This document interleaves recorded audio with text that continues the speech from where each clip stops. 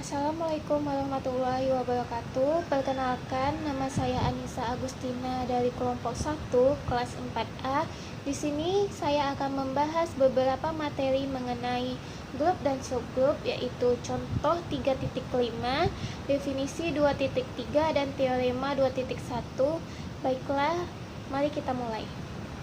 Baik, di sini kita akan mulai pembahasannya mengenai grup dan subgrup. Materi pembahasan yang saya akan bahas yaitu contoh 3.5 di buku halaman 43, definisi 2.3 di modul halaman 8, dan teorema 2.1 di modul halaman 8. Mari kita mulai. Di sini dikatakan bahwa dari contoh 3.3 ditunjukkan bahwa G adalah suatu grup komutatif atau grup abelian terhadap penjumlahan. Jadi, sebelum kita membahas contoh 3.5, kita bahas dulu contoh 3.3. Atau kita lihat dulu contoh 3.3. Seperti yang sudah dijelaskan teman saya sebelumnya, bahwa di contoh 3.3 ini, G terbukti bahwa dia merupakan suatu grup karena memenuhi 4 aksioma yang merupakan grup terhadap penjumlahan G positif. Di sini dikatakan bahwa G ini tertutup, bersifat tertutup, dan bersifat asosiatif, juga ada unsur identitas, dan ada unsur inverse. Baik, maka di contoh 3.5 ini kita akan tunjukkan bahwa G itu yang merupakan grup tadi itu, apakah dia merupakan suatu grup komutatif atau grup abelian. Nah, dari contoh 3.3 telah ditunjukkan bahwa G itu adalah merupakan grup terhadap penjumlahan. Sekarang akan ditunjukkan bahwa sifat komutatif dari grup tersebut merupakan grup abelian. Ini. Ambil sembarang nilai dari G. Misalkan saja di sini diambil contohnya itu adalah 1 dan 5 elemen dari G. Elemen dari G itu kan ada 1 dan 5. Misalkan saja 1 ditambahkan 5 itu berapa hasilnya? Kita lihat tabel C-nya ya. Di sini dikatakan bahwa 1 ditambah 5 itu adalah 0.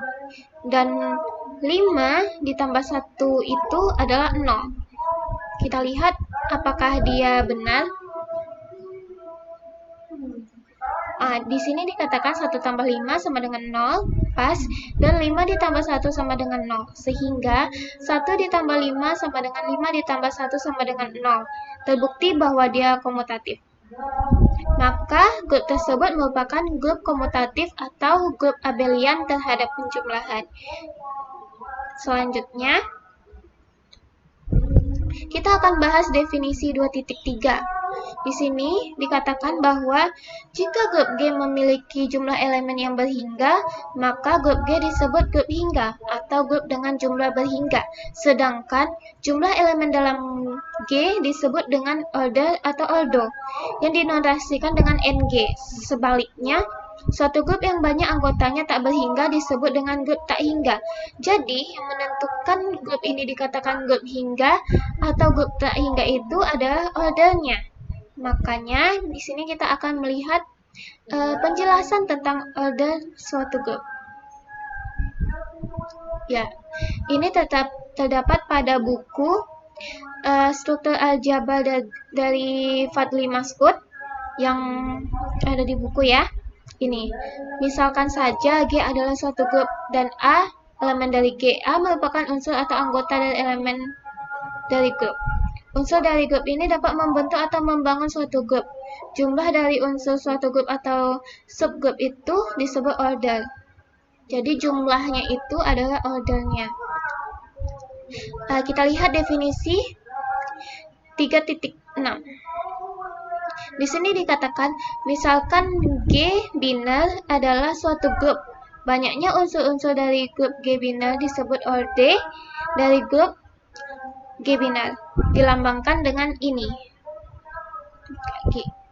Jadi, jika G biner disebut grup hingga bila elemennya itu terhingga atau finite. Dan disebut grup tak hingga apabila G itu tak hingga. Nah, langsung saja untuk sebagai contohnya penerapan gimana sih soal tersebut dikatakan tak hingga atau hingga. Nah, kita lihat dia contoh 3.10. Di sini dikatakan order dari grup Z terhadap penjumlahan dan Z terhadap perkalian itu adalah tak hingga. Z itu adalah bilangan bulat. Bilangan bulat itu di sini dikatakan elemennya dari mana sampai mana, sehingga dia itu dikatakan grup yang tak hingga.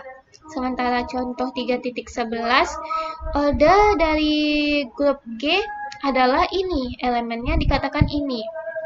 0, 1, 2, 3, 4, 5 adalah 6. Berarti di sini G bukan merupakan grup tak hingga. Jadi G adalah grup hingga. Dan contoh satu lagi, order dari subgrup H adalah 0, 2, 4 adalah 3. Di sini juga dikatakan bahwa G dan H itu bukan merupakan grup tak hingga, tapi dia adalah grup hingga.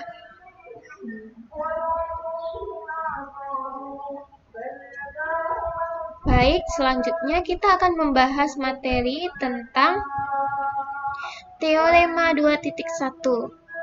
Diketahui G itu adalah grup terhadap operasi biner ini, maka pada G berlaku sifat-sifat sebagai berikut. Ada 5 sifat. Yang pertama itu elemen identitas, yakni E, elemen dari G adalah tunggal. Yang kedua, untuk setiap X elemen G, X inverse itu juga elemen G juga tunggal. Untuk setiap X elemen G berlaku X inverse diinverskan itu adalah X itu sendiri. Yang keempat, untuk setiap X, Y elemen G berlaku X, Y di inverse sama dengan X inverse dikali Y inverse. Dan yang kelima itu berlaku hukum kanselasi atau pencoretan kiri dan kanselasi kanan, yaitu seperti ini ketetapannya. Baiklah, kita buktikan bahwa teorema yang ini memang benar dan sifat-sifat berikut ini juga memang benar. Ini dia pembuktiannya. Mari sama-sama kita lihat. Kita buktikan pembuktian yang pertama. Di sini dikatakan bahwa kita akan membuktikan unsur identitas suatu grup itu adalah tunggal. Nah, misalkan saja G itu adalah grup. Ambil E1 dan E2 adalah unsur identitas di G. Akan dibuktikan E1 sama dengan E2. Perhatikan bahwa E1 adalah unsur identitas di G dan E2 adalah elemen G. Maka, jika unsur identitas dikalikan elemen adalah sama artinya dengan elemen dikalikan identitas sama dengan elemen itu sendiri. Jadi setiap unsur identitas dikalikan dengan elemen itu menghasilkan elemen itu sendiri ya. Dan E2 itu adalah unsur identitas di G dan E1 adalah elemennya. Di sini kebalikannya ya. Di sini dikatakan bahwa jika E2 dikalikan E1 sama dengan E1 dikalikan E2 sama dengan E1 elemen itu sendiri. Maka dari pernyataan 1 dan 2 diperoleh bahwa E1 itu sama dengan E2 kali E1 dan E1 sama dengan E1 kali E2 sama dengan E2. Jadi, ini sama artinya dengan E1 sama dengan E2. Dengan demikian, unsur identitas suatu grup adalah tunggal. Karena dia ini nilainya sama, jadi tetap saja unsur identitasnya itu bernilai sama atau tunggal ya. Baik, kita akan menjelaskan yang pembuktian kedua. Nih. Buktikan bahwa untuk setiap X elemen G, X inverse itu juga tunggal ya.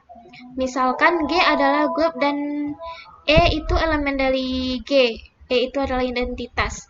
Ambil sembarang X elemen G, dan misalkan Y dan Z itu adalah inverse-nya dari X. Akan dibuktikan bahwa Y sama dengan Z, sama kayak pernyataan yang tadi. Perhatikan bahwa jika inverse dikalikan dengan elemen itu hasilnya identitas. Sama artinya dengan identitas dikalikan elemen.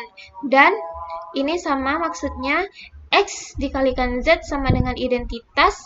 sama dengan Z kali X. Maka kita coba pakai hukum identitas ini. Y itu sama dengan E kali Y. Apapun yang dikalikan dengan identitas itu diri dia sendiri ya.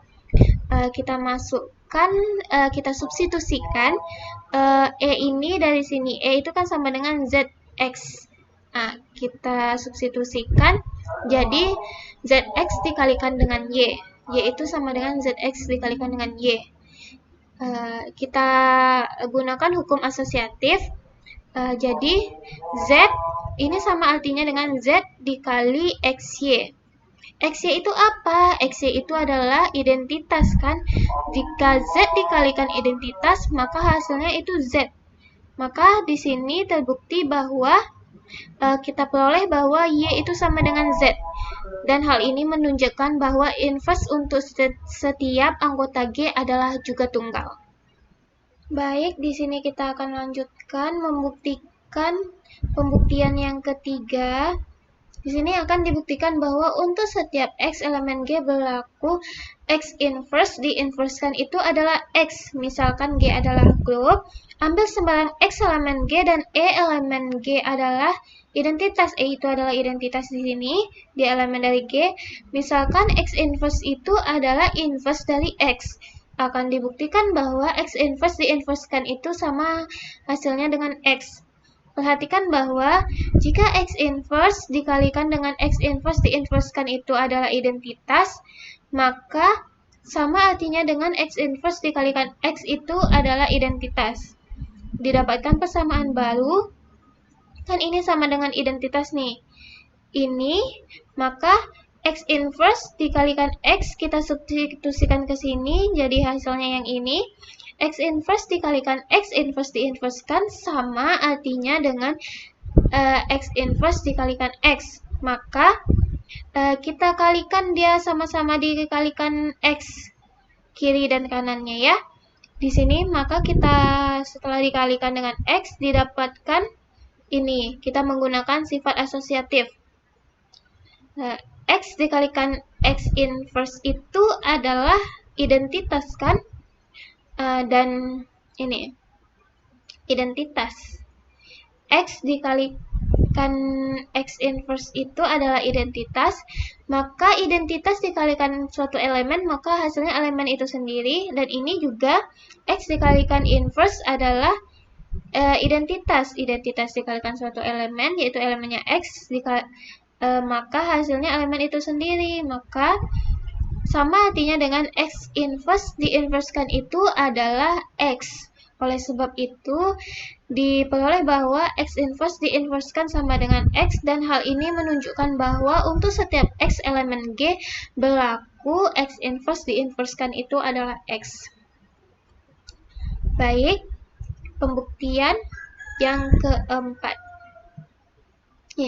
Buktikan bahwa untuk setiap X, Y elemen G berlaku XY inverse sama dengan X inverse Y inverse.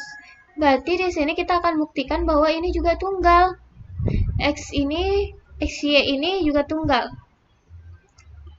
Untuk membuktikan bagian 4, kita akan menggunakan hasil pembuktian bagian 2. Hasil pembuktian bagian 2 ini untuk bagian 2, secara spesifik kita akan menggunakan fakta bahwa XY inverse juga tunggal.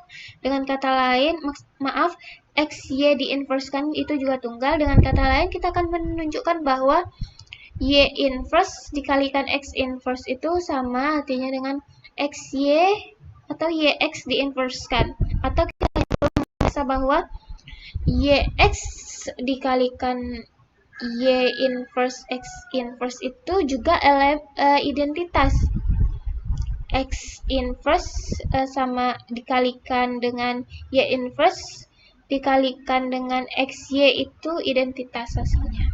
Maka di sini akan dibuktikan jika Y inverse dikalikan dengan X inverse dikali XY sama dengan ini, kita gabungkan dia jadi Y inverse dikalikan dengan X inverse. X itu jika elemen dikalikan identitasnya itu adalah jika elemen dikalikan inverse-nya itu adalah identitas. Jadi ini didapatkan Y inverse EY. Sama artinya dengan jika suatu elemen dikalikan dengan identitas, maka hasilnya elemen itu sendiri. Maka jika suatu inverse dikalikan suatu elemennya, maka hasilnya itu identitas. Yang di sini juga sama, terbukti kalau dia itu sama dengan identitas. Jadi terbukti bahwa XY inverse itu, XY diinversekan itu juga tunggal.